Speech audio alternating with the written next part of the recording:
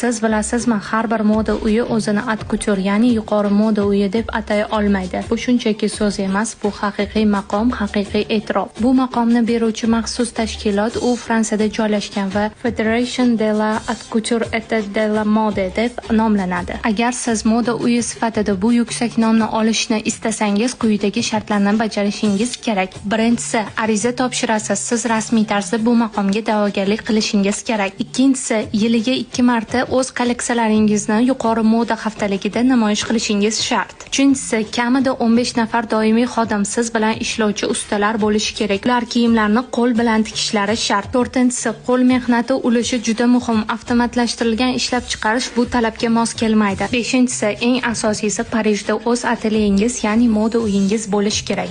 Mana shunday jiddiy talablar tufayli bugungi kunda SNG davlatlaridan atigi 3 nafar dizayner bu yuksak maqomga erishgan. Bulardan Valentin Yo'ldashkin, Liana Sergenko, Yuliya Yanina. Shuning uchun agar siz biror brendni ko'rib, unda haute couture deb yozilgan ko'rsangiz, bu har doim ham haqiqatga to'g'ri kelmaydi. Chunki bu unvonni olish oson emas, mehnat, vaqt va fidoyilikni talab qiladi. Nima deb o'ylaysiz? Bu unvon olishga harakat qilgan bo'larmidingiz? Moda haqidagi eng qiziqarli ma'lumotlarni o'tkazib bormasligi uchun bizga obuna bo'ling.